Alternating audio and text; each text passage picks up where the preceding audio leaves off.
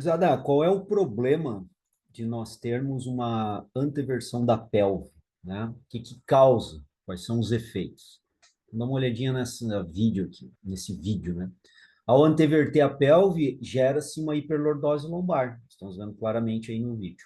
Agora, olha só, ao gerar hiperlordose lombar, devido à anteversão, a tilt anterior da pelve, percebam que é uma pressão maior, uma compressão melhor dizendo, né, uma compressão maior na face posterior dos discos intervertebrais.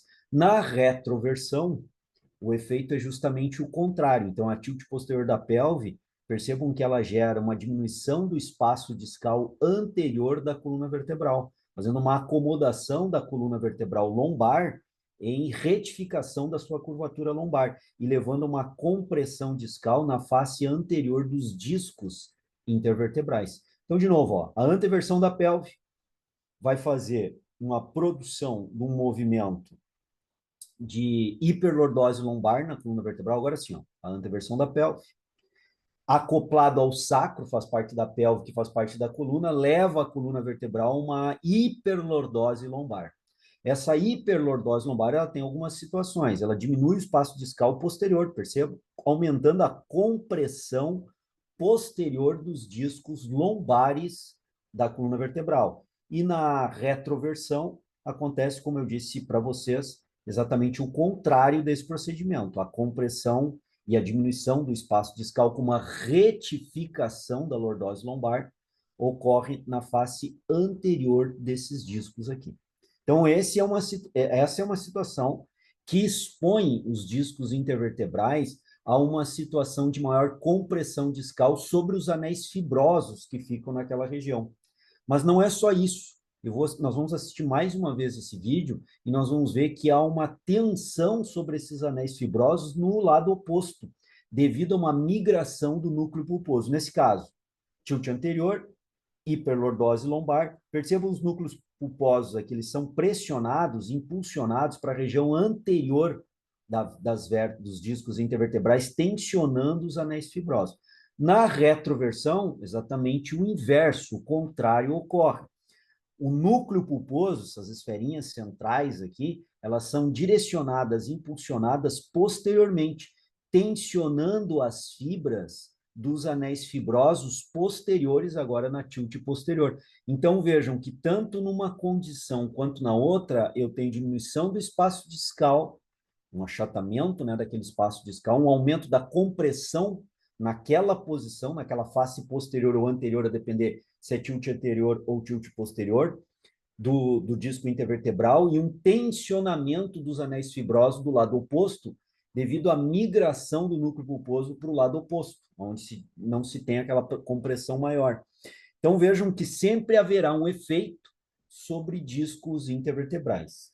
Eu tenho dois e-books específicos sobre isso, sobre a hiperlordose lombar, como corrigir, e um sobre o diagnóstico via body fotogrametria. São dois e-books bem bacanas, que vão te ajudar tanto no diagnóstico disso que eu estou falando, quanto também no tratamento corretivo postural. Eu vou deixar no primeiro comentário fixado aqui desse vídeo essas informações desses e-books para vocês conhecerem, se tiverem interesse em adquirir.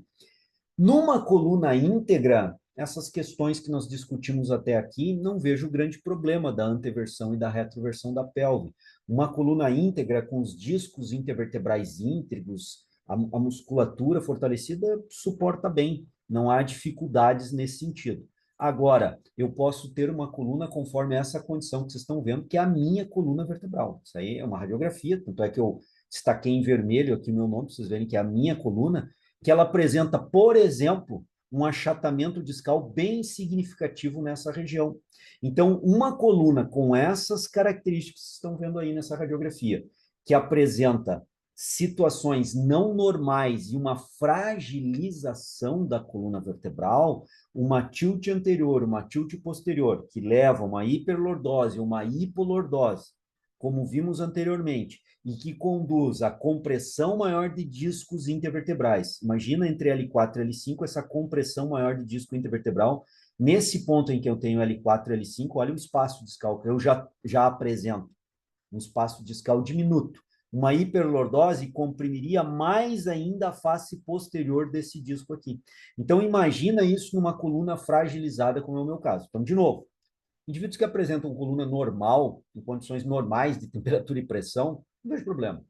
Uma certa e uma discreta anteversão com uma discreta retroversão, por exemplo, no agachamento. Não vejo problema, a coluna está íntegra, está forte, tem condições de suportar aquelas pressões discais e compressões de anéis fibrosos que eu mostrei para vocês com migração do núcleo pulposo. Não vejo problema. Agora, numa coluna semelhante à minha, ou que apresenta outras fragilizações, como a minha coluna, é que se passa a ser potencialmente perigoso. E aí eu tenho que tomar muito cuidado com os movimentos pélvicos de anteversão e retroversão, porque uma coluna fragilizada, como vocês estão vendo aí, ela é bem problemática.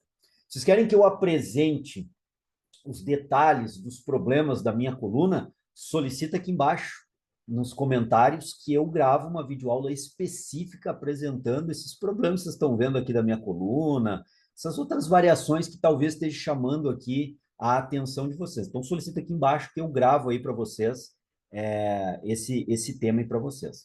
Mas tem um outro problema que eu quero chamar a atenção para vocês com relação à anteversão da pelve, a tilt anterior. Existe um outro problema, mas esse outro problema eu vou descrever na próxima videoaula para deixar detalhado isso para vocês. E se vocês querem que eu faça essa análise também na minha coluna vertebral, curte o vídeo de hoje, merece a tua curtida, te inscreve no canal se tu ainda não está inscrito, parceiro, para não perder as informações que eu estou passando aqui, e divulga o canal aí, compartilha o canal, divulga o canal para os teus amigos, para ajudar mais profissionais de educação física a terem acesso a isso. Eu estou aguardando o comentário de vocês aqui, estou aguardando o like de vocês, estou aguardando a inscrição de vocês aqui no canal e o compartilhamento dessas informações.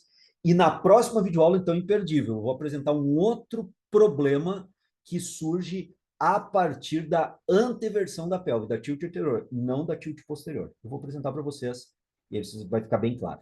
Até a próxima videoaula, espero ter ajudado. Um grande abraço, tamo junto, gurizada.